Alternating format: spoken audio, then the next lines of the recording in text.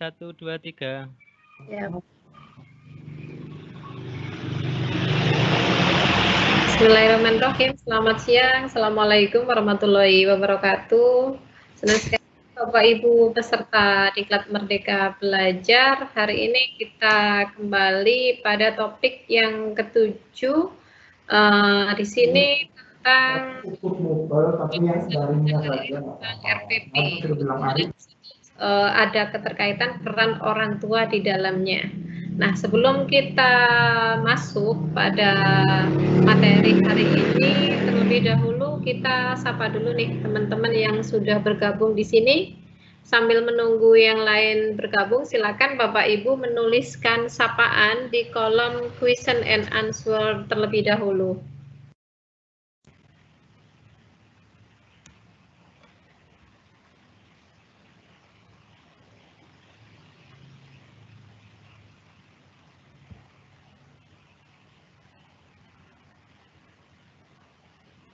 Mohon maaf Bang John, ini kolom question masih kosong atau memang di saya tidak muncul question and answer-nya ya?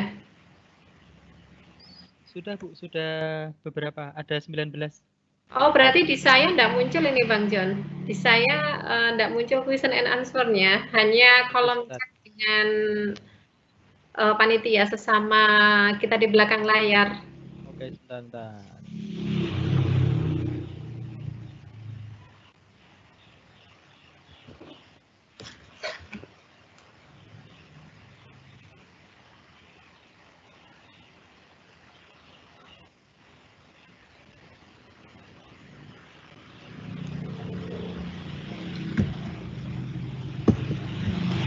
Teman-teman bisa menuliskan sapaannya dulu di kolom question and answer sambil menunggu yang lain untuk bergabung.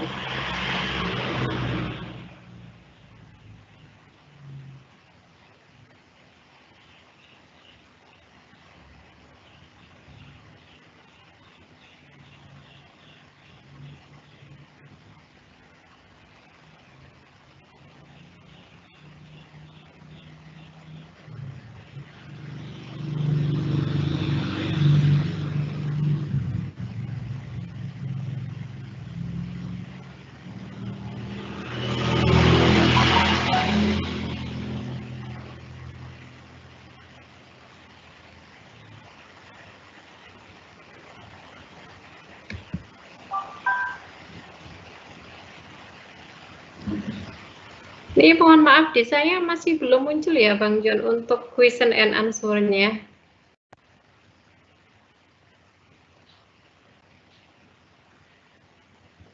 Oke, langsung di ini aja Bu, di langsung kita buka ya. Ya, dibuka. Tapi nanti mungkin bisa dibantu Bu Laila untuk pertanyaan-pertanyaan dari peserta karena di saya tidak muncul question and answer-nya, Pak. Oke, siap. Siap. Kita mulai saja Pak ya, sambil jalan begitu. Iya, sudah 130-an ini. Siap. Terima kasih. Assalamualaikum warahmatullahi wabarakatuh. Selamat siang, salam sejahtera Bapak Ibu peserta Diklat Merdeka Belajar PGRI Smart Learning and Character Center Jawa Timur. Hari ini Rabu 8 Oktober 2020. Kita kembali pada topik yang terakhir, topik 7, dengan materi peran orang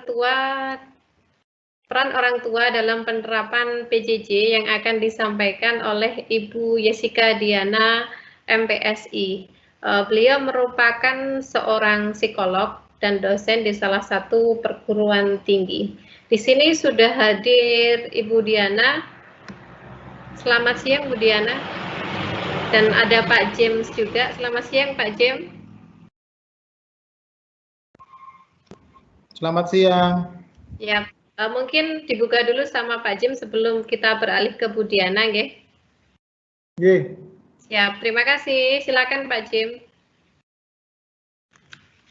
Lihat tanda ini. Ya, selamat siang Bapak Ibu sekalian. Hari ini kita mendapat tambahan materi spesial karena pada materi sebelumnya di pertemuan RPP ada materi yang tertinggal dan tidak lengkap. Jadi hari ini saya secara khusus ingin menguatkan lagi materi, terutama sesi kolaborasi orang tua dan guru. Pada hari ini alhamdulillah sudah ada seorang ibu sekaligus seorang psikolog yang akan membantu kita memberikan pemahaman baik pengalaman pribadi maupun secara keilmuan kepada kita semua bagaimana peran orang tua bersama anak-anak ketika mereka sedang belajar di rumah.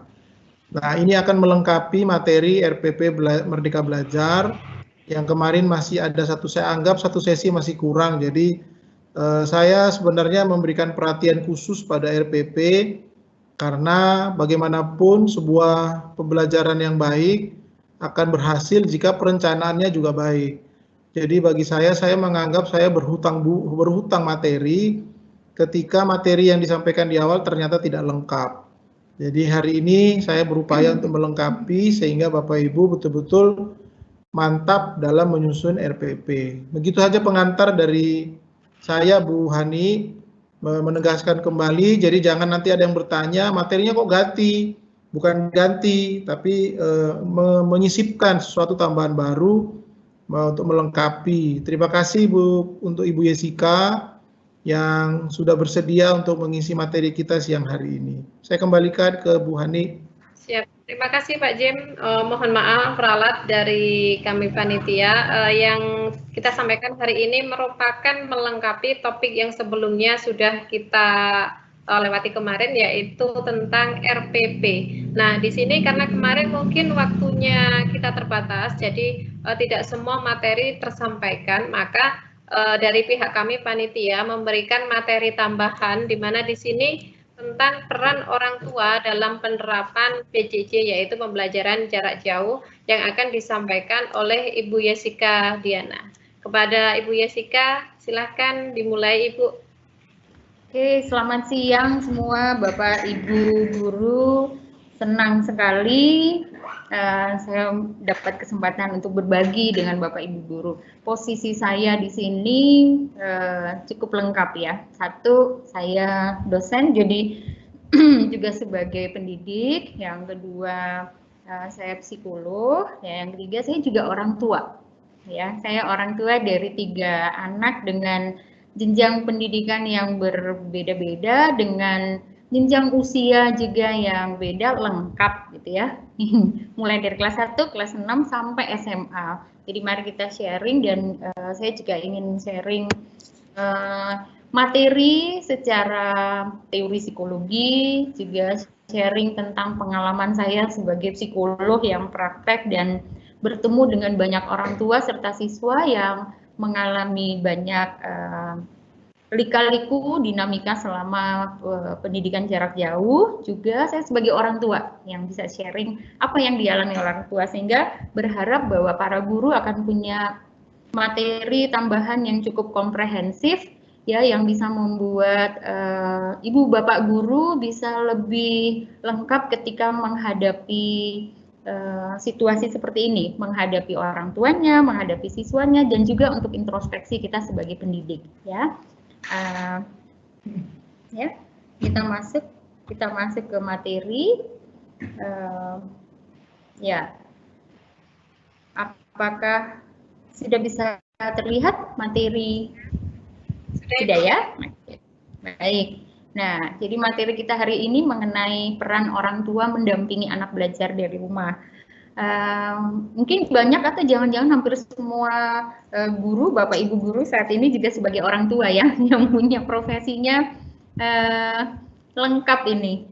Jadi guru ya, mendidik anaknya orang lain, tapi juga harus mendidik anaknya di rumah, yang bisa berasa bahwa sebagai orang tua harus ada di sekolah, guru juga harus ada di sekolah, tetapi ketika pulang di rumah atau di sela-sela mengajarkan anak orang lain harus juga punya peran untuk mendampingi anak kita belajar di rumah. Nah, seperti apa sih peran orang tua mendampingi anak belajar dari rumah? Sharing selama selama saya berinteraksi dengan sekolah-sekolah, berinteraksi dengan orang tua, berinteraksi juga dengan klien-klien saya yang notabene adalah orang tua tetapi juga siswa, terlihat bahwa sebenarnya orang tua dan siswa, terutama anak, kalau kita bilang sebenarnya waktu untuk mengikuti pendidikan jarak jauh ini sebenarnya kan sudah cukup panjang ya, tetapi ternyata kalau mau kita bilang siap juga nggak pernah siap gitu ya. Selalu ada kendala di orang tua dan siswa, tapi yang lebih banyak itu adalah orang tua. Kendala itu yang pertama adalah orang tua sendiri belum memahami sebenarnya ketika anak belajar di rumah apa sih peran mereka gitu.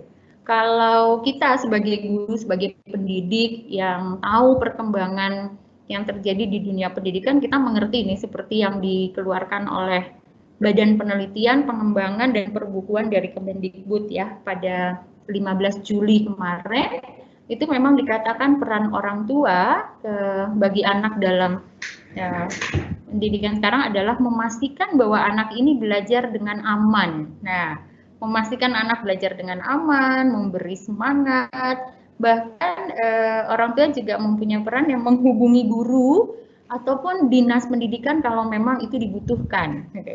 Nah, 3 hal ini bisa saya katakan secara umum belum bisa dilakukan oleh orang tua, ya, karena masih frameworknya orang tua, cara berpikirnya orang tua, dalam mindsetnya orang tua, pendidikan itu masih tetap adanya di guru, masih tetap ada di guru.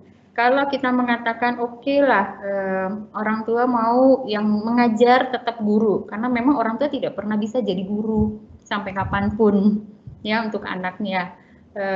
Apalagi yang orang tua yang memahami semua materi. Saya sebagai orang tua, anak saya mulai dari SD aja banyak soal-soal materi-materi matematika dan lain sebagainya, itu yang kalau ditanya saya juga bilang bentar ya mama baca dulu deh. Mama baca dulu. Nah, terbayang ketika orang tua itu kerja, pulang kerja, mama baca dulu, ternyata butuh waktu yang cukup panjang, tetapi ada ketika guru itu memberikan materi dan memberikan tugas, itu kan guru juga memberikan deadline ya, deadline waktunya harus dikumpulkan. Mungkin kalau anak SD kelas 1 mungkin lebih panjang ya, jadi malam dikumpulkan, tetapi untuk yang SMA dan lain sebagainya, mulai SMP 2 jam mama papanya masih ada di kantor. Belum belajarnya, kalau yang di rumah pun orang tuanya masih harus belajar. Jadi ini cukup memberikan, bukan cukup ya, memberikan dampak yang besar bagi orang tua. Padahal diharapkan, Kemendikbud pun mengharapkan orang tua memberi semangat gitu. Nah, ternyata kenyataannya di lapangan tidak seperti itu. Yang diharapkan, kita semua mengharapkan ya, guru pun mengharapkan orang tua bisa lebih bijak. Ya, bijak mensikapi kondisi yang sekarang dengan pembelajaran jarak jauh. Orang tua yang bijak itu sebenarnya perilakunya seperti apa sih gitu ya. Kalau secara psikologis berdasarkan pengalaman saya sebagai orang tua, sebagai dosen, terlebih sebagai psikolog yang praktek gitu ya, terutama yang diharapkan kan orang tua memberi teladan, memberikan contoh kebiasaan yang baik. Nah, nomor 1 aja orang tua yang bijak itu kita perlu bertanya dulu, sebagai orang tua sudah punya belum ya perilaku yang baik, kebiasaan yang baik sudah ada atau belum. Kenapa orang tua harus memberikan teladan? Karena 24 jam bahkan, kalau dulu itu anak itu berangkat ke sekolah pagi sampai sore, kalau yang sudah SMA mungkin pulangnya sore gitu ya, kalau yang masih SD pulangnya siang, tetapi ada waktu bagi orang tua, terutama ibu-ibu. Nah, ya terutama ibu-ibu untuk bisa ya melakukan sesuatu yang seperti stress release. Nah, sekarang itu nggak bisa dilakukan. Adanya selalu 24 jam dengan anak, jadi semua kebiasaan dari orang tua itu ditiru oleh anak. Nah, Ini aja baru poin nomor 1, orang tua menjadi teladan, memberikan teladan, agak susah gitu. Ya, kenapa? Orang tua sibuk, orang tua lelah. Banyak klien saya yang kalau itu masalahnya tidak terlalu parah, artinya dia tidak sampai akhirnya melakukan perilaku-perilaku yang destruktif ke anak, ya, mukul dan lain sebagainya, anaknya dikunci di dalam kamar gitu ya. Yang paling minim itu yang terjadi pada orang tua adalah karena mereka merasa ini adalah masalah besar, dipendam sendiri, dia nggak marah ke anak, tidak melampiaskan ke suami atau ke pasangan. Yang terjadi, mereka sekarang banyak yang nggak bisa tidur. Tidak bisa tidur, bahkan yang menjadi klien saya itu ketika datang ke saya, itu banyak yang sudah posisinya adalah ketergantungan dengan obat tidur. Ya, bahkan ada yang sudah pakai obat penenang. Kenapa? Karena mereka merasa bahwa, bukan merasa juga ya, mengalami bahwa untuk menjadi teladan itu susah. Karena yang terjadi, apalagi kalau orang tua kerja di luar, pulang sampai rumah marah-marah nggak jelas, belum lagi konflik antara pasangan suami istri yang banyak orang tua kurang menyadari kalau emosi itu menular pada anak. Ya, emosi semuanya. Yang kedua, yang sebenarnya sebagai orang tua yang bijak, nah ini mungkin Bapak Ibu, ini sebagai tips untuk Bapak Ibu guru ya. Jadi bagaimana kita mengarahkan mereka sebagai orang tua, apa yang harus mereka lakukan gitu. Yang kedua adalah mengajarkan kepada orang tua untuk kenali dulu apa yang menjadi penyebab anak melakukan perilaku tertentu, perilaku yang mungkin tidak sesuai untuk kita. Jadi dikenali dulu penyebabnya, ya. Kemudian ya, kenali penyebab itu kita, orang tua itu perlu tahu dulu kenapa sih anaknya nggak mau diatur. Yang terjadi kan begini Bapak Ibu, orang tua mau berangkat kerja, ya, ini selama saya parenting banyak ini pertanyaan dari orang tua, saya bingung gimana ya ngajarin anak saya ditegur terus oleh sekolah bahwa anaknya tuh tidak ikut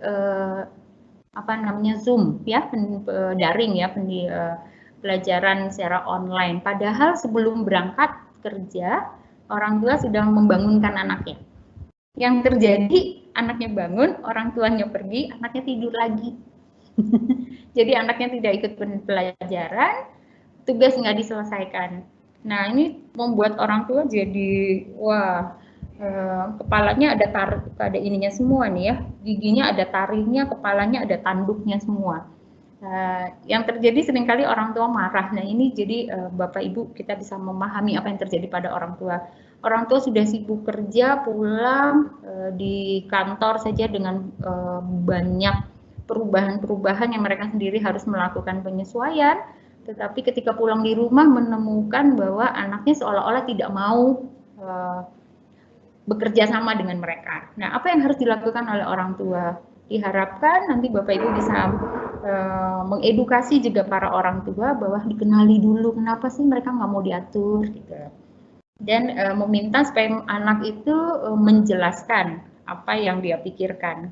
Kalau itu tidak benar, maka kita harus mengatakan tidak benar dan memberikan contoh baiknya. Tapi kalau itu keinginan mereka itu baik, nggak ada salahnya untuk kita membantu mereka. Yang ketiga adalah diharapkan orang tua yang bijak itu bisa membantu kesulitan anak. Beri perhatian dan dukungan, jangan menyalahkan anak, mendengarkan anak. Nah, padahal Tuhan Maha Pencipta itu memberikan kita mulutnya 1, telinganya 2. Artinya harusnya kita semua punya kemampuan mendengarkan lebih baik dibandingkan dengan berbicara, tetapi yang terjadi adalah lebih banyak bicaranya daripada dengarnya, yang gitu.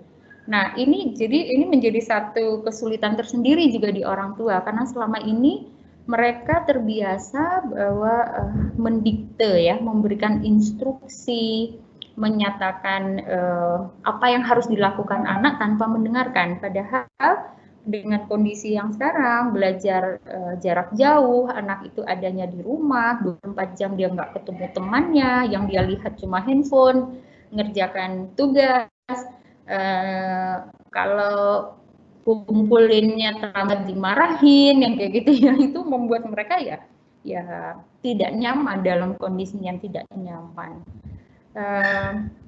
Dan diharapkan orang tua harusnya meluangkan waktu, karena orang tua tadi kalau kita lihat punya 3 peran ya, memberikan rasa aman dan memberi semangat. Nah, gimana kalau bisa memberikan semangat kalau tidak punya waktu bersama dengan anak-anak?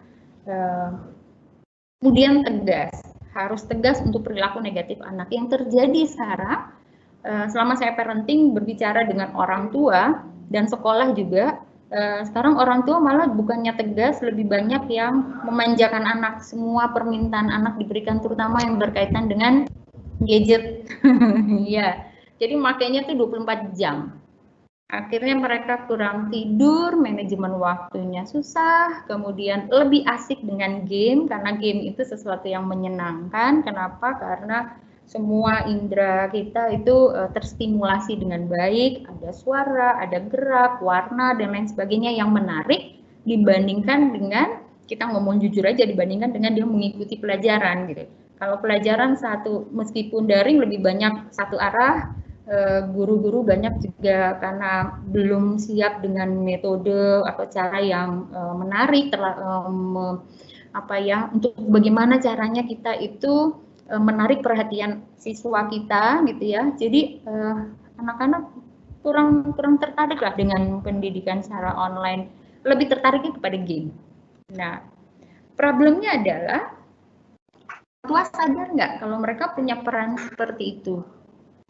Orang tua menyadari nggak kalau sebagai orang tua bijak ada 5 hal yang tadi yang kita bicarakan itu yang harus dilakukan orang tua. Mungkin banyak orang tua sadar, tapi pertanyaan berikutnya adalah, sanggupkah orang tua melakukannya? Itu yang perlu Bapak Ibu kita sadar. Mungkin mereka sudah sadar, itu yang harus mereka lakukan, tapi belum mampu melakukan. Ya, jadi pertanyaan kedua, orang tua sanggup melakukannya apa tidak? Itu mungkin belum. Kalau kita berbicara menganalogikan dengan kupu-kupu, maka anak-anak kita yang ada di rumah, bahkan orang tua juga nih sekarang masih jadi telur kupu-kupu, dan kita berharap mereka berubah menjadi kupu-kupu yang bagus, yang ngerti gimana caranya semuanya, tapi itu kan tidak bisa dilakukan secara instan. Ada proses pada diri anak, pada diri orang tua, dan juga pasti pada diri Bapak Ibu gitu, bahwa untuk bisa pendidikan jarak jauh ini berjalan dengan sangat baik, dibutuhkan waktu untuk sama-sama belajar, sama-sama memahami, sama-sama mengerti, sama-sama mencari jalan keluar, kan seperti itu. Nah, saat ini kondisinya, kondisi anak dan orang tua itu stres, Bapak Ibu. Bapak Ibu yang juga menjadi orang tua yang anaknya masih di sekolah, yang pasti mengalami hal yang sama. Ya, kondisi anak dan orang tua sama-sama stres. Kenapa? Karena kita bilang stres, kalau stres itu artinya kita merespon suatu kondisi yang kita persepsikan sebagai suatu ancaman. Ya, orang tua stres. Kenapa? Karena pada umumnya mereka khawatir, mengalami pressure, ya, letih luar biasa, takut, depresi, cemas. Aduh, nanti anakku bisa nggak ya? Gitu. Apalagi seperti saya nih, yang punya anak kelas 6 SD. Guru-guru yang kelas 6 SD juga pasti juga mengalami kecemasan, berarti kita sama-sama stres. Bapak Ibu stres, gurunya stres, orang tuanya stres, anaknya juga stres. Kenapa? Orang tua merasa bahwa ini kelas 6, sebentar lagi mereka akan SMP. Sudah siapkah mereka dengan sistem pendidikan yang berbeda antara SD dengan SMP? Sedangkan saat ini mereka tidak punya waktu yang cukup banyak untuk diproses untuk itu, gitu ya. Padahal materinya banyak, kemudian orang tua juga tidak mampu, aduh gimana ya caranya saya mengajarkan anak saya. Nah, jadi kondisinya stres. Orang tua dan anak nggak nyaman, tidak merasa damai. Jadi Bapak Ibu perlu ketahui itu stres mereka. Stres yang dialami oleh orang tua antara lain seperti ini. Ada dibanjiri informasi yang banyak yang belum tentu benar.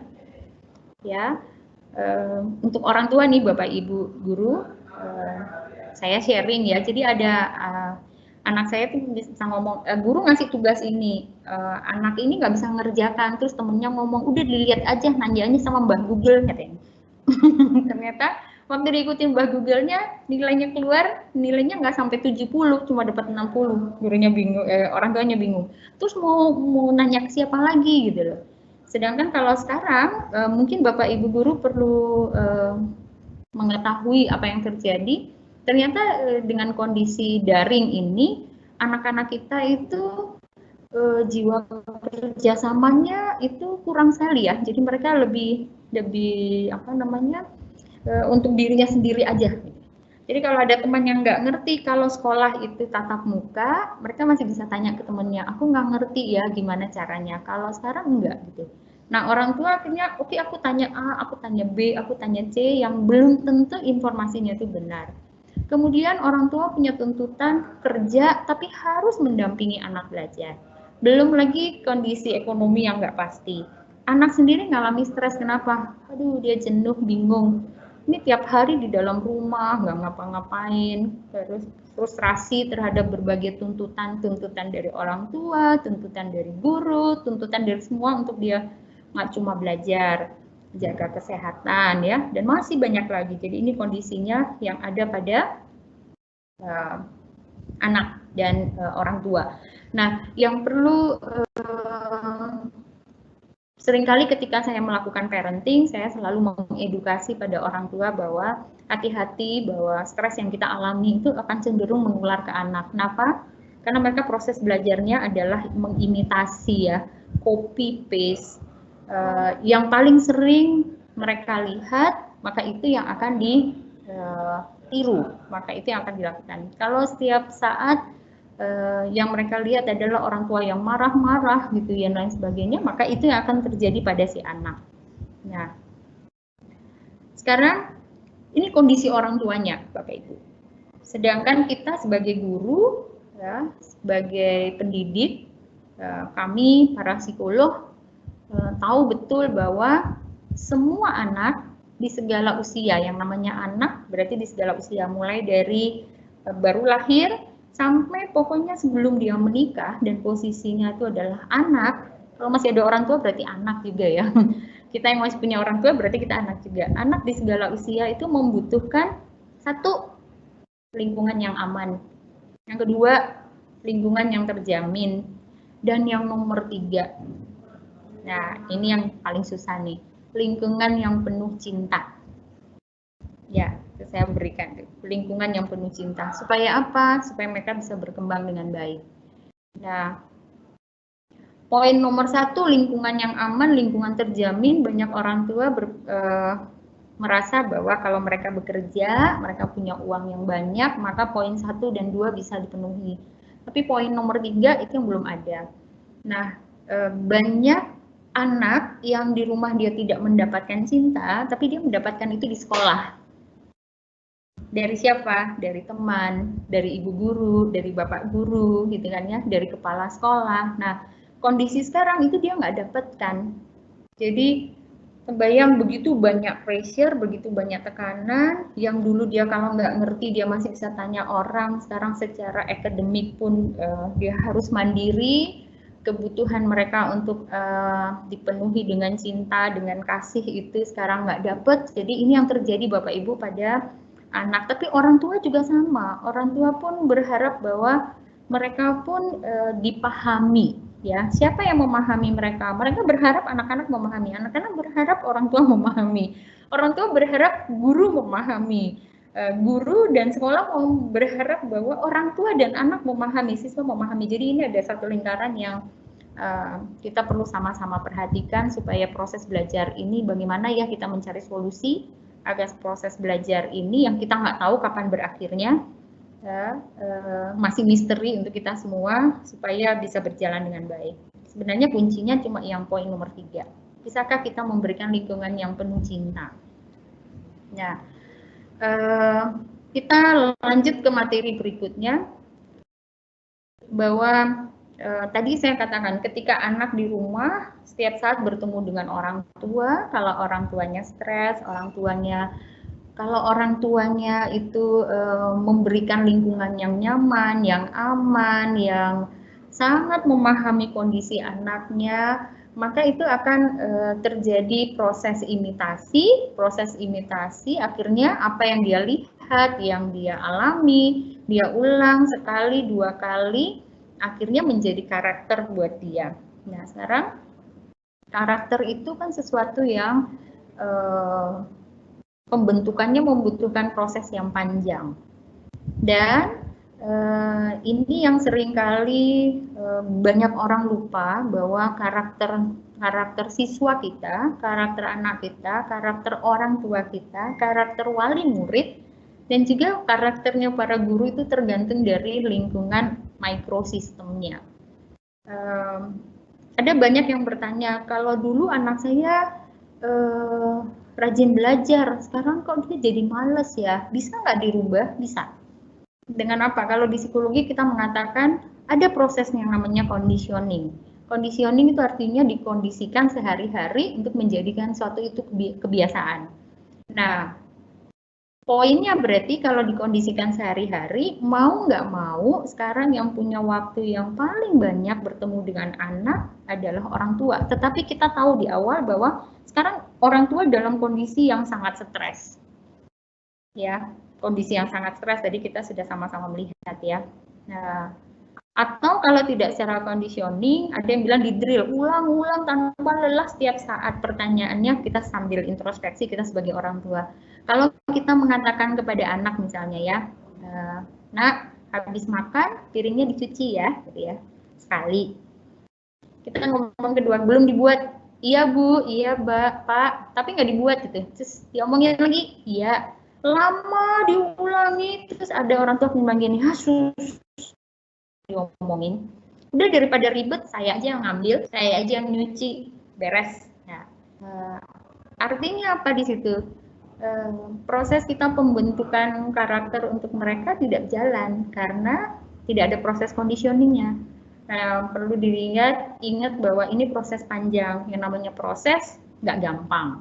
Nah, kalau kita melihat ini ada teori saya berikan kepada Bapak Ibu, mungkin ada yang sudah pernah tahu kalau di guru itu lalu dibilang teori ini yang seperti pohon berkambium itu ya. Teorinya tokohnya punyanya Bronfenbrenner. Kalau saat ini saya munculkan pertama tentang makrosistem. Kita banyak menyalahkan kondisi sosioekonomi ya, faktor sosioekonomik factor. Kita menyalahkan tentang apa yang terjadi di negara yang membuat semua jadi berantakan. Sebenarnya enggak. Kalau dilihat dari teorinya Bronfenbrenner, dia mengatakan bahwa apapun yang terjadi pada manusia, nomor satu yang diperhatikan adalah mikrosistemnya. Mikrosistemnya itu apa? Mikrosistem itu adalah di mana seseorang itu menghabiskan sebagian besar waktunya, ya. Oke, kalau kondisi sekarang berarti yang sebagian besar waktunya adalah family, di keluarga. Kalau dulu masih ada sekolah, dulu masih ada tetangga, dulu masih ada teman sebaya, yang peer, school, and neighborhood itu semua sekarang dicoret karena semua harus ada di rumah, work from home, gitu, school from home, gitu. Nah itu bagaimana kita sebagai guru mengedukasi orang tua, tetapi juga kita harus memahami bahwa sekarang di rumah ini kondisi, jujur saya sebagai psikolog, klien saya semakin bertambah di kondisi sekarang. Kenapa orang tua stres? Nah, kebayang mikrosistem yang ada di untuk siswa kita saat ini adalah sesuatu yang tidak nyaman. Ya, sesuatu yang tidak nyaman. Sebenarnya sekolah itu masuk ke mesosistem dan exosistem. Jadi yang harus dikuatkan sekarang itu justru yang mikrosistemnya. Negara mau jadi apa terserah deh, itu bukan urusan kita. Kita nggak bisa mengintervensi negara, tapi yang bisa kita intervensi adalah mikrosistemnya.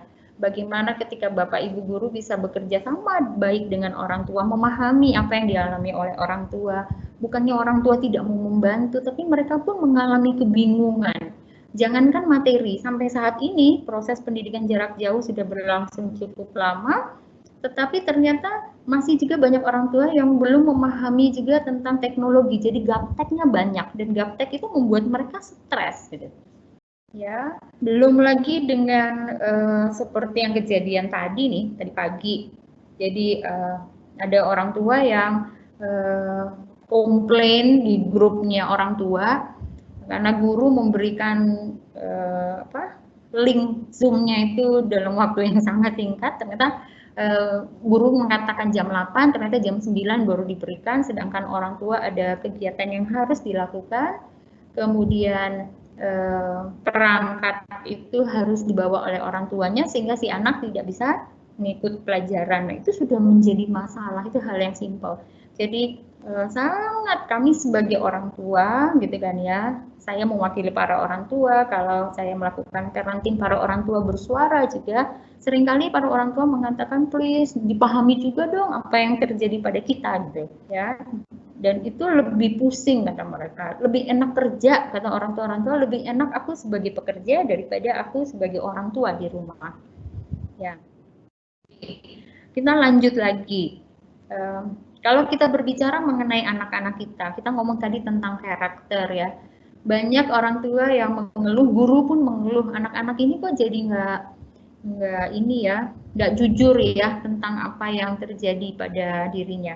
Kalau sekarang kita melihat anak-anak kita kalau pakai teorinya Erikson, itu mereka ada pada poin yang terakhir, industry versus interiority. Jadi pada krisis psikososialnya, harusnya kita berharap mereka menjadi anak-anak yang antusias dalam belajar, antusias untuk bagaimana caranya menguasai pengetahuan dan skill. Nah, padahal kalau secara teori Erikson itu adalah tahap yang paling terakhir, mulai usia 6 tahun sampai pubertas dan seterusnya. Ya. Yang sering terlupa adalah sebenarnya yang paling utama itu trust and mistrust ya. Bagaimana seorang anak itu mempercayai dunia. Nah, itu dibentuk dari umur 0 sampai 1 tahun. Bapak Ibu terbayang kalau anak itu, siswa kita itu ada di keluarga yang ketika krisis psikososial ini tidak teratasi dengan baik, maka yang menjadi siswa kita itu menjadi siswa-siswa yang tidak pernah merasakan atau sedikit sekali merasakan kenyamanan, bahkan ketakutan ketika dia berada di rumah. Lain ya, Bapak Ibu mungkin mulai bertanya-tanya, siswa ini ketika jadi siswa saya di sekolah sangat aktif, sangat oke, kok ketika di rumah terjadi perubahan. Nah, kenapa? Ada kemungkinan itu pada fase yang pertama 0 sampai 1 tahun itu krisis psikososialnya, orang tua tidak berhasil di sana, sehingga anak itu justru ketika di rumah dia nggak merasa nyaman, dia nggak merasa tenang, jadi lebih banyak ketakutan. Nah, kalau itu yang terjadi, bisa dibayangkan proses belajar kira-kira bisa berjalan dengan baik apa enggak ya. Atau mungkin dulu enggak, tapi sekarang ada perasaan tidak nyaman. Nah, kemudian harusnya umur 1 sampai 2 tahun itu bagaimana orang tua yang punya peranan untuk membuat anak-anak itu supaya dia punya keinginan untuk mandiri. Ya, jadi Bapak Ibu ketika problem yang kita lihat ada perubahan, kenapa sih gitu? Orang tua kok kayaknya nggak mau kerjasama ya? Siswa kok kayaknya bukan mengalami kemajuan, malah mengalami penurunan ya? Nah, itu kita tidak bisa melupakan bahwa kita harus tahu ada sesuatu yang terjadi di keluarga, ya, di keluarga. Oke. Sebenarnya kalau ketika saya berinteraksi dengan orang tua, saya berinteraksi dengan para guru, kita sepakat ya Bapak Ibu ya, bahwa orang tua nggak bisa jadi guru, nggak bisa ngajarin pinter secara sesaat, ngajarin kimia, ngajarkan bahasa Inggris dengan segala strukturnya, grammarnya, nggak bisa dengan secepat kilat harus menguasai tentang akuntansi di ekonomi dan lain sebagainya, bahkan yang SD pun aja susah gitu kan. Nah, sebenarnya kalau Bapak Ibu kita bisa mengedukasi orang tua dan kita juga sebagai orang tua di sekolah, yang dipentingkan itu adalah bentuk komunikasinya. Bentuk komunikasinya, kalau kita ngomong tentang komunikasi di dalam keluarga, Bapak Ibu juga adalah keluarga dari siswa. Kenapa? Karena Bapak dan Ibu sudah dianggap sebagai orang tua dari siswa. Jadi kita masuk di dalam yang kita ngomong keluarga itu bukan cuma artinya ayah ibu kandung atau ayah ibu di mana mereka tinggal, tapi kita juga adalah orang tua. Banyak hal yang perlu kita pelajari. Ini juga masukan buat kita ya, para pendidik. Mungkin ketika kita menemui sesuatu, ada sesuatu yang terjadi, mungkin kita melihat yang kita harapkan dari orang tua atau wali dan siswa tidak terjadi dengan baik. Kemudian kita merasa bahwa kita sudah sering berbicara, tetapi kok tidak ada perubahan. Mungkin kita mulai mengintrospeksi apakah cara kita nggak mungkin mereka nggak ngerti, pasti mereka mengerti karena kita bicara pasti dengan bahasa Indonesia atau misalnya itu yang sering dengan bahasa sehari-hari, bahasa Jawa dan sebagainya, itu tersampaikan. Pesan dari Bapak Ibu tersampaikan, tetapi apakah komunikasi itu sudah efektif atau tidak? Ya. Ini ada beberapa teknik komunikasi efektif. Ini kalau bisa dijalankan, Bapak Ibu ketika berinteraksi, berkomunikasi dengan orang tua, dengan siswa, sesama guru juga kita berinteraksi dengan ini akan jauh lebih baik. Yang pertama, I message. Kalau kita sering ngomong komunikasinya yang asertif dong. Banyak orang itu kata asertif itu familiar, tapi untuk melakukannya kayaknya kurang familiar. Gimana ya asertif? Asertif itu selalu dengan I. Jadi memulainya dengan saya. Ketika orang tua tidak mengerti, ketika anak atau siswa tidak menyerahkan sesuatu dengan baik, maka yang kita bicara, cara kita berbicara dengan mereka supaya mereka pun termotivasi untuk melakukan perubahan, itu formatnya kalau Bapak Ibu ingin melakukan ini baik sekali. Ya, akan mengurangi miskomunikasi, kalimatnya, strukturnya, grammarnya, kalau bahasa Inggris tuh ngomong grammarnya, I-nya tuh aku merasa titik-titik, saat titik-titik, aku inginnya titik-titik karena titik-titik. Contoh, ya, contoh I message tuh, saya merasa sedih. Nah, Bu Guru tuh merasa sedih saat kamu itu berbicara dengan nada yang tinggi. Aku ingin kita bisa bicara dengan tenang karena kita perlu saling menghargai dan menjadi contoh yang baik. Nah, kalau I message ini, komunikasi asertif ini bisa berjalan dengan baik, apa yang Bapak Ibu harapkan dari orang tua diharapkan bisa tersampaikan dan orang tua tidak tersinggung. Orang tua pun ketika menyampaikan ke Bapak Ibu dengan kalimat seperti itu kan seolah-olah nih yang punya masalah kan kita ya, padahal kita ingin orang lain berubah. Itu akan jauh lebih baik. Banyak orang tua yang mengatakan gini, kita udah memberitahu nih ke guru karena terlalu banyak tugasnya nih, kita nggak tahu nih kapan mengerjakan tugas kantor karena kita harus mencari uang untuk keluarga, kapan harus mengerjakan tugas rumah, kapan harus membimbing anak gitu kan. Banyak orang tua yang ngomong gini, Bu, sekali-sekali guru tuh minta maaf dong gitu.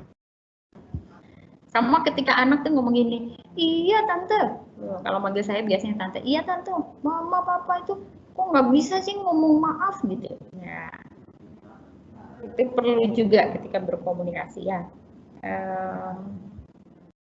Kemudian mungkin Bapak Ibu karena kita sebagai guru, kita yang dapat materi ini, tidak ada salahnya kalau kita minta maaf. Kemudian supaya komunikasi bisa berjalan dengan baik, bagaimana kita nyampaikan ke guru, ke orang tua dan siswa, gimana supaya kita membuat satu kesepakatan yang baik antara orang tua dan siswa dan juga dengan guru. Ya, mengatakan, oh iya, apa yang kamu katakan benar juga.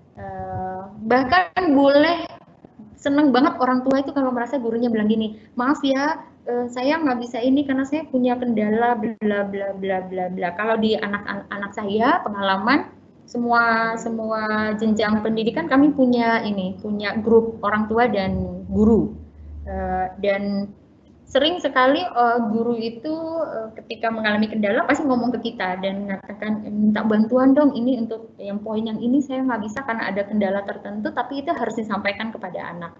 Dan orang tua dengan sangat kooperatif akan membantu karena mereka merasa bahwa mereka dibutuhkan, gitu ya.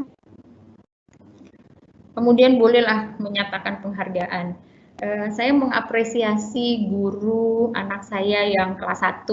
Tadi waktu di sini ada di grup, gurunya menyampaikan, saya berterima kasih kepada wali murid kelas 1 ini gitu ya. Jadi kita yang di grup itu karena sangat kooperatif, setiap yang dibutuhkan oleh guru selalu ada komunikasi yang baik. Nah, itu membuat orang tua menjadi sangat senang gitu loh. Kami sebagai orang tua merasa bahwa memang itu kewajiban kami, tapi ketika guru menyampaikan satu penghargaan, apresiasi kepada kami yang orang tua, itu semakin senang, semakin termotivasi untuk ayo mari kita sama-sama membuat supaya proses pendidikan ini menjadi pendidikan yang baik dan semuanya pasti untuk anak-anak kita lebih baik. Nah, yang sering terjadi orang tua itu cuma merasa bahwa, orang tua dan siswa ya, merasa bahwa kalau salah ditegur. Komunikasi itu cuma terjadi ketika ada kesalahan, ada kekurangan, ada kekeliruan. Tetapi ketika sesuatu itu berjalan dengan baik, kayaknya kurang deh ada penghargaan untuk itu. Ya, jadi kurang lebih materinya seperti itu.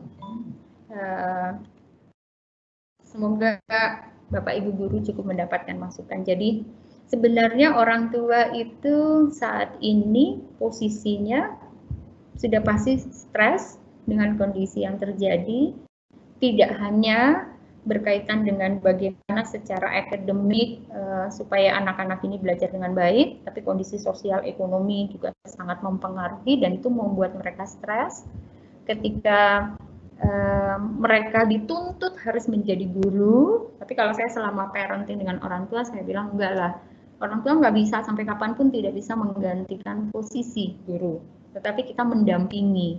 Nah, proses mendampingi itu seperti apa? Itu yang mereka perlu tahu. Dan selama ini kalau selama parenting, kemudian dengan sekolah-sekolah, kemudian sekolah mulai menambahkan bagaimana cara komunikasi dengan orang tua. Ketika anak-anak sudah mengumpulkan sesuatu dengan baik, guru dengan makasih ya papa mama gitu kan, bapak ibu, tugasnya anak-anak terkumpulkan dengan baik, kami sangat menghargai, itu menjadi sesuatu yang sangat baik. Jadi tidak hanya merasa bahwa mereka dituntut, kalau orang itu merasa dituntut tapi tidak pernah dihargai, yang ngamuk-ngamuk gitu. Anak juga gitu, anak ke orang tua juga gitu. Aku dituntut terus dapat nilai yang bagus, padahal mama papa kan nggak ngerti kan, algoritma nggak tahu kan. Sekarang ditanya tentang sudut aja udah nggak ngerti kan gitu loh. Kok saya dituntut terus? Nah, itu yang terjadi sih. Begitu. Iya, betul sekali Bu Jessica. Tadi tadi Bu Jessica juga menyampaikan bahwasanya peran orang tua dalam mendampingi belajar di rumah ini kan memastikan anak untuk belajar dengan aman. Nah, di sini kita garis bawahi kata aman. Yang dimaksudkan aman di sini aman dari lingkungan, misalkan dia belajar dengan siapa. Kemudian aman yang kedua adalah perangkat yang digunakan. Mungkin bisa dijelaskan lebih detail lagi sama Bu Jessica? Ya, tentang amannya ini ya, yang dimaksudkan dengan aman ya. Memastikan anak belajar dengan aman. Nah, ini peran orang tua nih, tambah ribet pokoknya ya. Sudah pasti kalau mereka sedang tidak ada di sekolah, kayaknya proses bullying nggak terjadi nih. Secara langsung, bullying secara langsung tidak terjadi, ya, perilaku tidak terjadi. Tapi kalau bilang secara verbal masih ada nih, karena anak-anak itu masih punya grup-grup mereka sendiri yang ketika tahu dalam proses daring itu banyak guru yang kemudian kan bertanya ya pada anak ya, kalau udah nggak tahu jawab itu selesai Zoom itu dengan gurunya, mereka punya ruang sendiri. Mereka melanjutkan Zoom sendiri, mereka melanjutkan video call sendiri, video conference sendiri, kan anak-anak SD aja udah begitu. Dan itu ternyata masih ada bullyingnya di sana gitu ya. Yang kedua memastikan anak belajar dengan aman ini, nah ini menjadi aman seberapa jauh kita bisa memastikan bahwa elektronik yang mereka gunakan, gadget yang mereka gunakan itu bebas bersih dari segala sesuatu yang bisa menghambat, mempunyai pengaruh destruktif terhadap perkembangan mereka. Ini yang juga perlu diperhatikan. Karena mungkin Bapak Ibu juga mungkin belum tahu informasi ini, di Google Play Store itu ada satu satu, kalau kita ngeklik, tapi saya nggak akan ngomong nih, nanti bahaya nanti jadi ini kan, kecuali kita punya secara japri, boleh lah nanti saya beritahu. Itu kalau mereka ngeklik, mereka ketik itu mereka mencari teman, ya. Posisi sekarang anak-anak kita adalah mereka nggak punya teman, ya, udah pasti kan ya. Teman artinya yang bisa sharing, karena semua temannya juga punya tuntutan yang sama dengan tugas yang begitu banyak, nggak tahu kapan selesai, tugasnya dari orang tua juga. Yang kalau dulu mereka cuma belajar, sekarang mereka diharapkan ikut membantu pekerjaan rumah tangga, gitu kan ya. Jadi menumpuk segala macam, dan dia mau curhat ke orang tua nggak bisa, karena orang tuanya sudah capek dan lain sebagainya. Curhat ke bapak ibu gurunya juga ribet nih, sama harus memberikan pendidikan plus harus mendidik anaknya juga di rumah. Akhirnya mereka mencari teman. Jadi ada satu program mencari teman, ada di Google Play Store. Ya, di Play Store itu ada. Yang terjadi adalah ini sangat disayangkan bahwa media ini justru menjadi media yang sangat cepat untuk menyebarkan LGBT. Jadi mereka mencari teman, dapat teman, oke? Kemudian mereka mendapat teman. Yang terjadi adalah kan kalau anak perempuan dia akan merasa lebih nyaman berbicara dengan sama teman perempuan, gitu kan ya? Sama kayak di sekolah, siswi pasti akan lebih nyaman curhat dengan ibu gurunya, kan gitu ya? Siswa akan lebih nyaman berbicara curhat dengan pak guru, bapak gurunya, atau dengan teman-teman yang sama lah jenis kelaminnya. Nah, yang terjadi ini untuk yang perkembangan homoseksual ini luar biasa. Jadi mereka akan mendapatkan, dan ini klien saya dia cukup banyak. Di Sidoarjo aja saya punya banyak siswa yang mengalami ini. Mereka mendapat teman, dan temannya itu biasanya mereka mencarinya, ditanya itu mau cari teman usia berapa, minimal sebaya, tapi mereka lebih senang cari yang lebih. Kenapa? Karena mereka mau curhat dengan orang yang harusnya lebih memahami mereka. Kondisi ini ditangkap oleh pihak luar, gitu ya, pihak luar. Jadi mereka punya teman, chatting dan lain sebagainya, yang akhirnya gitu menjadi kopi darat dengan orang yang sama jenis kelaminnya, ya, usianya lebih, dan perkembangannya akhirnya mereka untuk homoseksual ini jadi berkembang. Karena yang menangkap, yang menjadi teman itu seseorang yang mengambil kesempatan ini gitu. Nah, itu yang terjadi. Nah, Bapak Ibu, kita nggak bisa karena itu program. Nah, bagaimana kita mengedukasi anak-anak kita bahwa ketika mereka memasuki suatu lingkungan, mereka juga harus ada suatu kesadaran, ada suatu kebijakan, kearifan ya. Ini kita ngomong bahasa orang gede gitu ya, tapi setidaknya kalau mereka nggak ngerti, mereka tanya dulu lah pada orang yang lebih yang lebih tahu lah ya, ke orang tua ataupun guru. Sedangkan pada saat ini untuk komunikasi susah, karena itu tadi di materi saya di akhir itu saya mengatakan adalah coba deh mulai sekarang kita bersama-sama. Saya kalau parenting dengan orang tua juga saya ngajak, ayo dong kita pakai teknik komunikasi yang efektif. Minim adalah ketika anak merasa nyaman, ketika orang tua pun merasa nyaman untuk berbicara dengan bapak ibu guru, maka segala kegundahan, perasaan tidak nyaman, pokoknya sesuatu yang nggak enak itu bisa tersampaikan dengan baik, dan kita dengan sebagai orang yang punya otoritas, yang punya pengetahuan yang lebih, kita punya kesempatan yang sangat besar untuk bisa mengedukasi mereka. Nah, itu. Ya, jadi untuk perkembangan secara seksual ini luar biasa.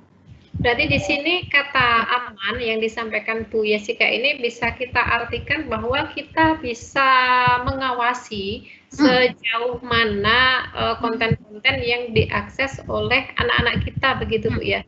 Jangan sampai mereka mengakses konten-konten yang di situ tidak selayaknya pada batasan usia mereka, begitu.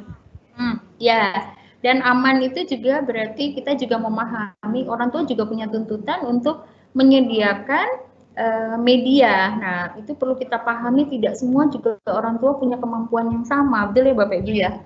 Untuk pendidikan jarak jauh, tidak semua orang tua itu bisa memberikan anak-anaknya gadget yang bisa itu mengakomodir itu. Jadi sebelum sampai ke pendidikan, tetapi media yang dipakai agar pendidikan ini bisa berjalan dengan baik saja, itu sudah menjadi apa ya, pemikiran yang luar biasa di orang tua. Jadi saya mewakili orang tua juga gitu kan ya, sangat berharap bahwa Bapak Ibu guru untuk memahami, bukan memberikan excuse, tetapi ketika ada komunikasi yang baik, yang Bapak Ibu guru bisa berkomunikasi dengan baik dengan orang tua, meminta masukan dari mereka, maka kita bisa meminimalkan kemungkinan-kemungkinan yang tidak konstruktif itu gitu ya, supaya kita sama-sama gimana ya kita berbicara supaya anak-anak kita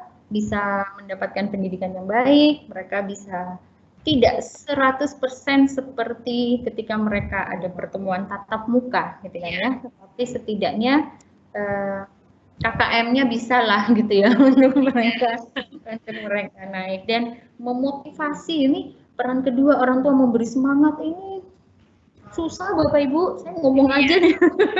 Bukannya memberi semangat tapi malah memberi stres ada gitu ke anaknya. Nah ini yang Jessica. Jadi memang benar sekali apa yang disampaikan Ibu Jessica tadi. Nah, sebelum saya nanti membacakan pertanyaan-pertanyaan dari para peserta di sini, Bu ya. Tadi Ibu juga menyampaikan satu hal. Jadi emosi anak, mohon maaf, emosi dari orang tua ini kan menular ke anak, dan orang tua juga harus bisa bersikap tegas. Nah, di sini misalkan jika anak kita melakukan hal yang benar, kita katakan itu benar. Tapi ketika dia salah, kita harus juga memberikan edukasi untuk dia berperilaku jujur, kita katakan salah. Nah, di sini untuk pilihan kata yang tepat itu ya, saya pernah baca di mana kita sudah tidak boleh menggunakan kata jangan dan tidak. Ini menurut Ibu bagaimana penggunaan katanya?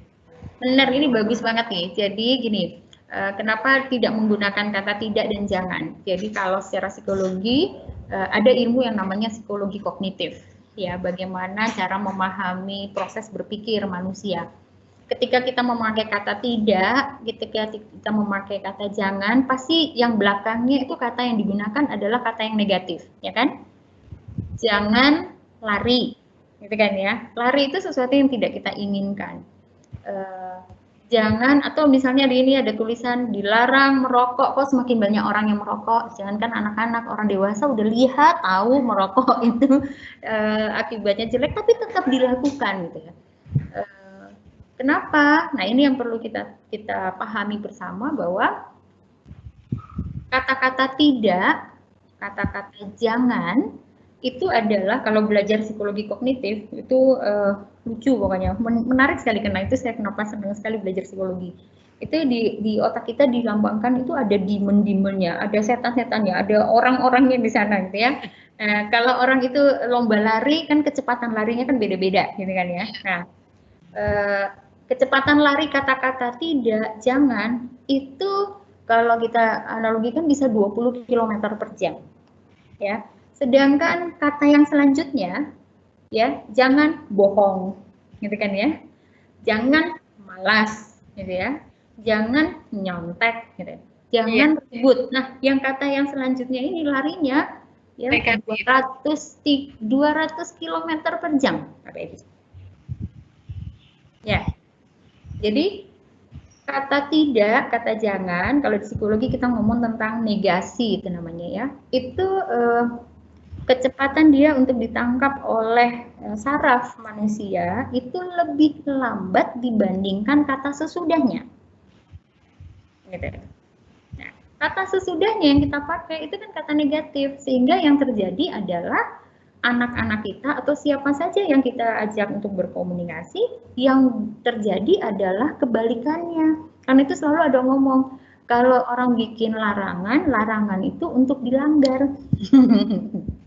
Akhirnya mereka yang anak-anak ini fokusnya kata setelah kata tidak dan jangan ya, karena di sini larinya yang mereka tangkap lebih kencang begitu Bu ya? Benar, jadi bukan anak-anak itu pengen melawan kita, bukan pasangan kita itu nggak mau dengerin kita, tapi cara kita berkomunikasinya yang kita belum memahami kognitif kita bagaimana bekerja. Gitu.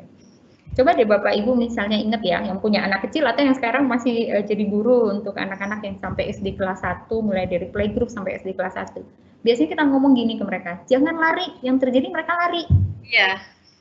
Nanti sudah lari, terus mereka diam, sempat diam, nengok ke belakang. Pada saat itu dia mengerti bahwa dia tidak boleh melakukan, tapi sudah. Terus yang terjadi pada mereka gini, terus kaset, terlanjur, pasti dimarahin. Ya udah lari aja gitu. Kan? Nah, di sini dituntut bagaimana kita belajar untuk berkomunikasi pun dengan bahasa yang positif. Iya. Kalau kita mengharapkan mereka itu jalan, ya instruksinya jelas. Makanya anak-anak sebelum masuk ke kelas, jalanlah dengan tertib. Jadi instruksinya masuk, otak manusia kan juga seperti komputer tuh. Yang masuk, kalau jelas prosesnya cepat, kan ya. Oh iya, aku harus jalan. Bukan lagi mengatakan jangan menyontek, tetapi dengan kita katakan jujur. Saya bisa sharing ya Bapak Ibu. Selama saya jadi dosen 20 tahun, kalau saya memberikan ulang ujian, kuis, saya nggak pernah nungguin mahasiswa saya bekerja. Saya tinggalin. Yang terjadi juga apa? Mereka nggak ada yang nyontek.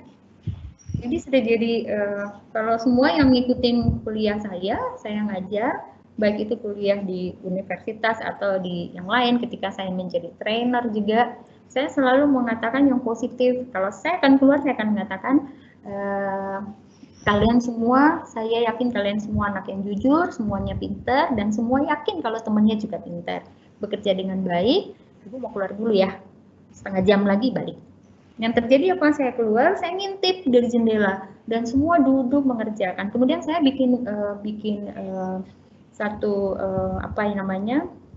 situasi. Saya katakan gini, siapa yang bisa jujur terus terang ketika dia tidak bisa mengerjakan, dia tulis saja di situ, maaf Bu, saya tidak belajar, saya belum memahami materi ini. Kemudian dia kumpulkan saja, dia keluar.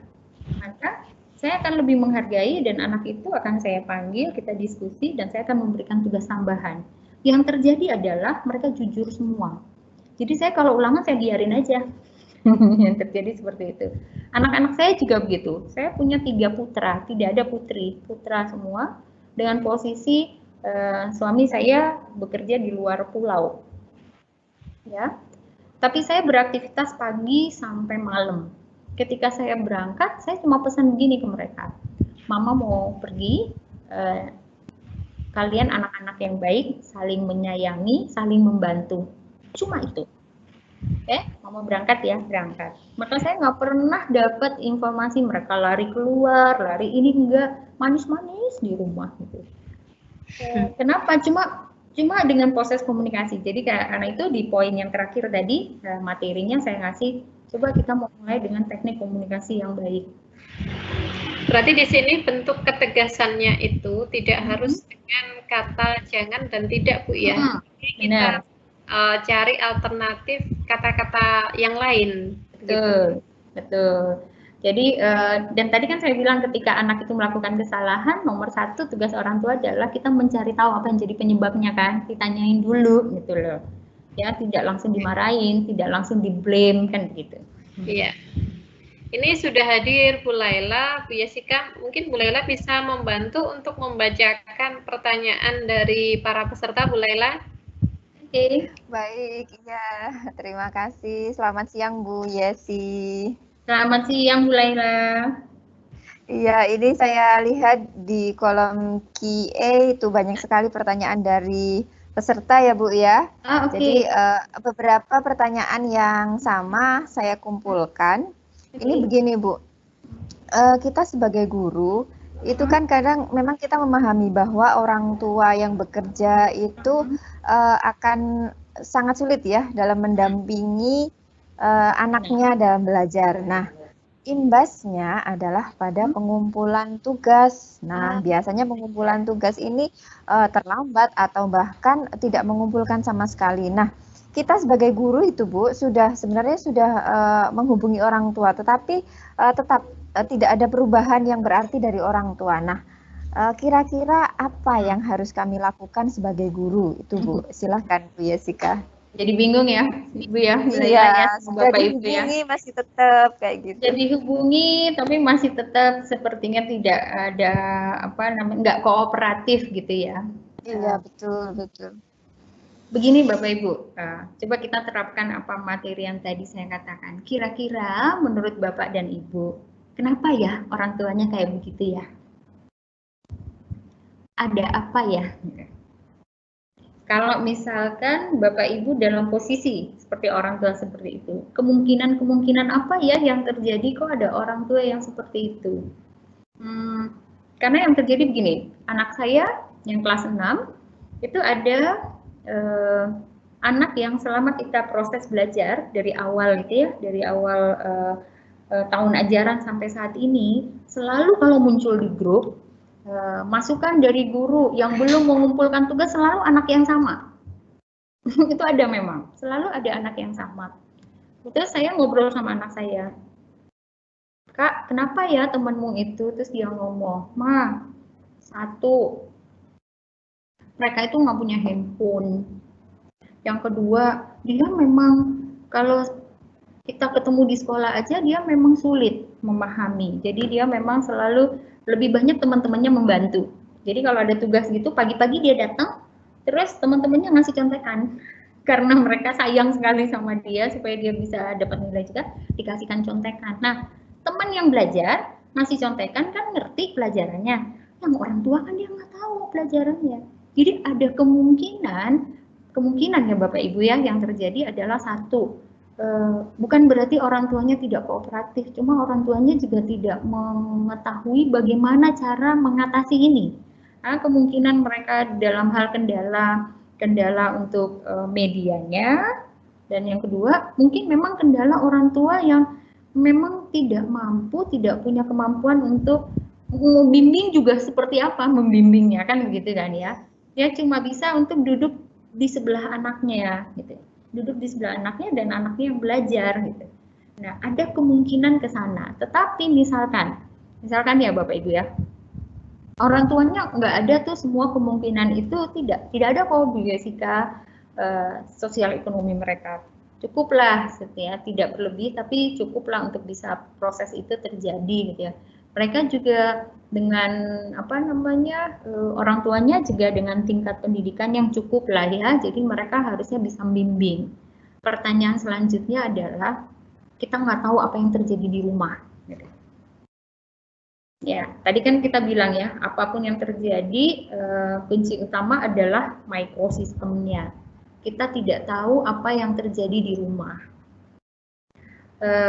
Komunikasi, pola interaksi orang rumah seperti apa. Tetapi memang saya mengerti sebagai pendidik ada nilai yang harus dimasukkan, kan gitu ya. Nah, yang bijak bisa kita lakukan apa Bapak Ibu?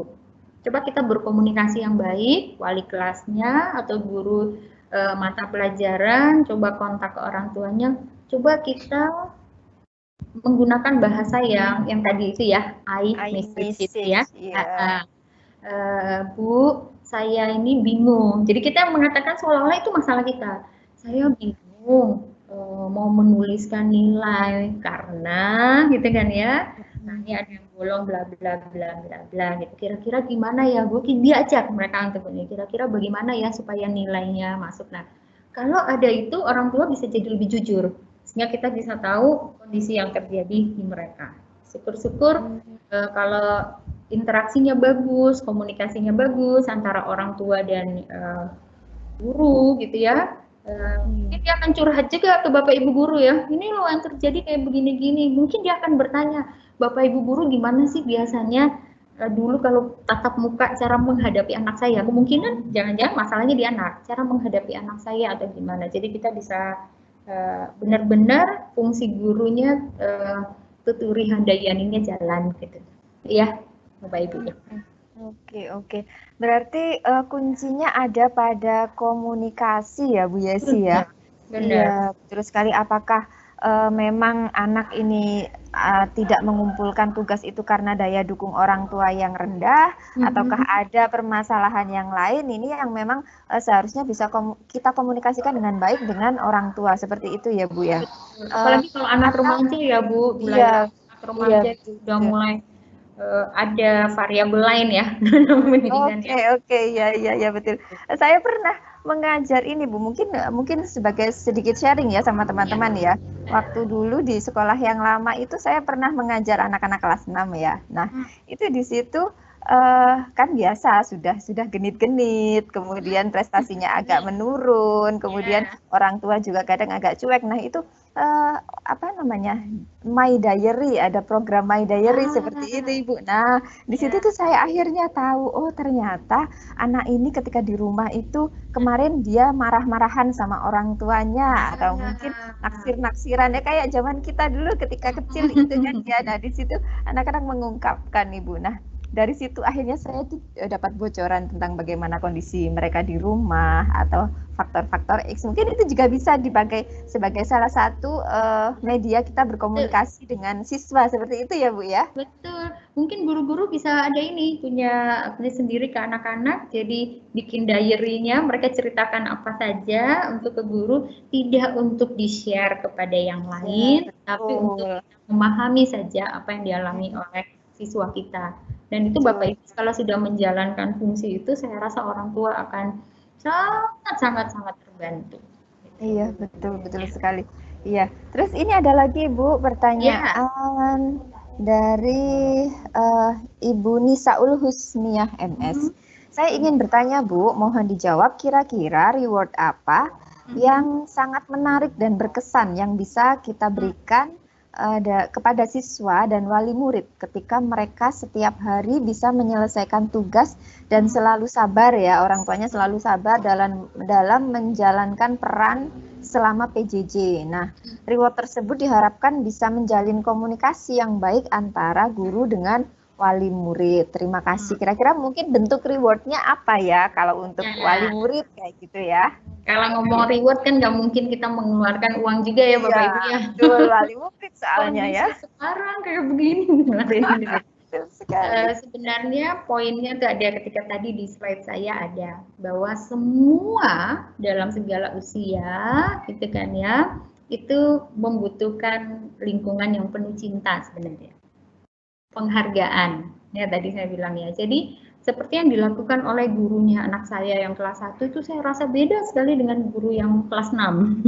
Yang kelas 6 karena guru merasa bahwa itu memang sudah kelas 6, jadi tugasmu harusnya seperti itu. Lain dengan guru yang kelas 1 gitu. Iya, masih ngomong sekali. Iya. Jadi kalau mengumpulkan jelek pun pasti diomongin sama gurunya, oh bagus, makasih kamu sudah mau mengumpulkan. Nah, itu penghargaan, apresiasi seperti itu sangat berharga untuk siswa dan untuk orang tua, dan itu akan membuka jalur komunikasi. Makanya tadi ada slide saya, kalau Bapak Ibu menyimak, orang tua yang bijak itu juga akan memberikan apresiasi kan gitu kan ya. Nah, jadi kita sebagai Bapak Ibu anak-anak kita, Bapak Ibu dari wali, orang tua murid juga, ya kita juga memberikan apresiasi. Tidak harus per orang. Kalau per orang ya nggak selesai nulisnya gitu kan ya. Tapi kalau ada di grup, tinggal pelajaran selesai. Terima kasih untuk Bapak Ibu kerjasamanya sehingga anak-anak bisa mengumpulkan tugasnya tepat waktu. Kemudian di grupnya anak-anak biasanya Bapak Ibu juga masuk kan ya, diberitahukan saja. Untuk anak-anak yang belum mengumpulkan, nah ini Bapak Ibu, kuncinya lagi. Untuk anak-anak yang belum mengumpulkan, informasi itu tidak perlu di-share ke yang lainnya. Kita japri aja. Saya japri saja, tapi kita ngomong di grup. Bagi anak-anak, terima kasih untuk anak-anak yang selama proses belajar ini tidak pernah dijapri oleh ibu guru, bapak guru. Bukan berarti bapak ibu guru nggak sayang, tapi itu artinya kamu sudah menjadi anak yang baik, jadi siswa yang baik, the best lah gitu ya. Nah, untuk yang belum mengumpulkan, karena kita itu tidak menegurnya di depan orang, maka dia akan menerimanya jauh lebih baik. Karena anak-anak sekarang kalau sudah malu, merasa harga dirinya diinjek-injek, nggak akan mau kerjasama. Gitu. Ya, orang tuanya juga begitu kan, mereka nggak mau ketahuan sama orang tua yang lain kalau dia belum ngumpulin kan gitu kan ya. Nah, jadi memang intinya di komunikasi Kak. Nah, komunikasi yang baik, kita pakai saluran yang baik dengan cara yang baik, ya moga-moga semuanya berjalan dengan baik.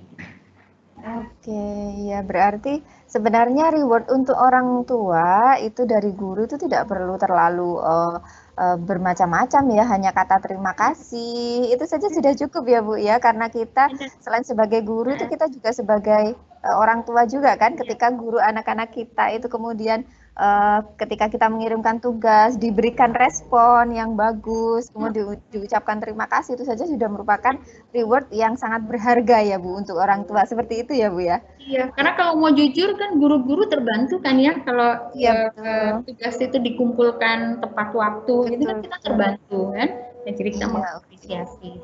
Oke, saya juga jadi terinspirasi nih Bu, mungkin membuat sebuah award ya untuk orang tua ya, jadi hanya dibuatkan foto saja gitu. Jadi misalnya siapa orang tua yang paling rajin atau paling cepat mengumpulkan tugas itu, nanti mungkin setiap bulan sekali orang tua terapa seperti itu, mungkin ya hanya fotonya saja dibikinkan frame, ini juara 1, juara 2 seperti itu mungkin. Kalau ya, punya waktu boleh sekali, kalau punya waktu ya Bu ya. Okay.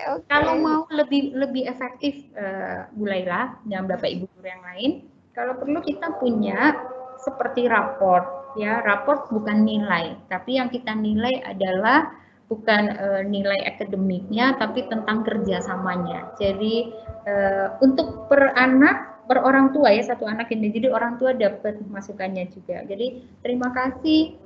Ya, yang kita tulis kan cuma yang mengumpulkannya tepat waktu aja Bu. Yang tidak mengumpulkan jangan kita masukkan situ, sehingga orang tua bisa tahu, oh dari 17 tugas anakku mengumpulkan on time-nya ternyata cuma 10. Tapi kita nggak ngomelin yang 7-nya, kita menghargai 10-nya kan itu. Nah, itu bisa orang tua juga jadi poin dia untuk menilai, mengintrospeksi, mengevaluasi seberapa jauh kerjasama mereka terjalin. Iya, mulai lagi.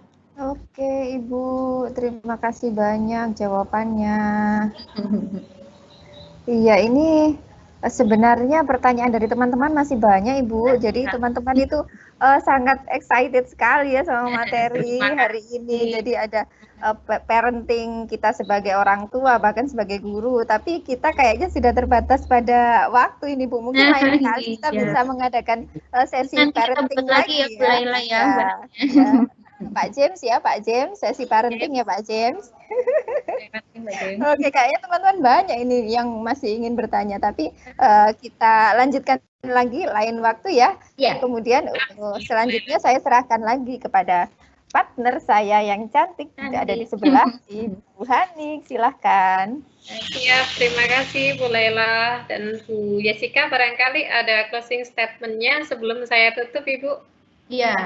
Oke, closing statement-nya pendek aja ya, karena sudah batas waktu ya. Jadi sebenarnya gini Bapak Ibu, yang kita perlukan sebenarnya supaya proses belajar mengajar bisa berjalan dengan baik dan orang tua bisa menjalankan perannya untuk mendampingi anak belajar itu bisa berjalan dengan baik, dan itu pasti akan sangat membantu guru adalah poinnya adalah bagaimana kita mengkomunikasikan apa yang sekolah harapkan, bagaimana kita menerima juga masukan dari orang tua tentang apa yang menjadi harapan mereka dan harapan siswa, kemudian kita bangun jalinan komunikasi yang positif, bahasanya pun positif, semoga semua akan berjalan dengan baik. Gitu Bapak Ibu, terima kasih. Kalau ada salah kata, saya mohon maaf. Siap, terima kasih Bu Yesika Diana sudah berkenan hadir di live event hari ini, di mana yang diselenggarakan oleh PGRI Smart Learning and Character Center. Di sini PGRI tidak main-main ya menghadirkan Bu Yesika Diana ini yang merupakan seorang psikolog, kemudian konsultan, juga dosen juga. juga dosen. Ini luar biasa sekali. Terima kasih. Di sini saya menggarisbawahi apa yang disampaikan Bu Yesika tadi, bahwa peran orang tua dalam pendampingan anak belajar di rumah ini sangat menentukan untuk pembentukan karakter serta capaian belajar dari anak-anak itu sendiri. Di mana kita sebagai orang tua juga harus memastikan anak-anak bisa belajar dengan aman. Kemudian karena emosi dari orang tua ini menular kepada anak, maka sebagai orang tua kita harus lebih bisa berhati-hati dan memanage tentang psikologis kita sendiri sebelum kita berhadapan dengan anak tentunya. Nah, kemudian pada statement terakhir dari Ibu Yesika tadi, kita harus berhati-hati dalam pemilihan kata yang tegas. Jadi, kata yang tegas di sini tidak harus menggunakan kata jangan dan tidak, karena pilihan kata yang kurang tepat bisa mempengaruhi secara psikologis dari perilaku seorang anak. Jadi mungkin kita bisa mencari pilihan kata yang lain yang di situ ada unsur ketegasan tapi secara halus begitu. Terima kasih kami sampaikan kepada Bapak Ibu peserta Diklat Merdeka Belajar yang sudah mengikuti topik hari ini. Sebenarnya topik hari ini merupakan topik yang keempat, jadi kita menyempurnakan materi yang kemarin tertinggal, yang losing pada topik yang keempat tentang RPP Merdeka Belajar. Dari sini kita bisa menambahkan tentang peran orang tua dalam penerapan PJJ. Terima kasih, selamat sore. Mohon maaf apabila dalam penyampaian dari kami ada hal-hal yang kurang. Kami mohon maaf yang sebesar-besarnya. Mewakili tim panitia Diklat Merdeka Belajar PGRI Smart Learning Character Center Jawa Timur. Selamat beristirahat. Kita bertemu kembali besok pada topik yang terakhir, topik ke-7. Wassalamualaikum warahmatullahi wabarakatuh. Waalaikumsalam warahmatullahi wabarakatuh.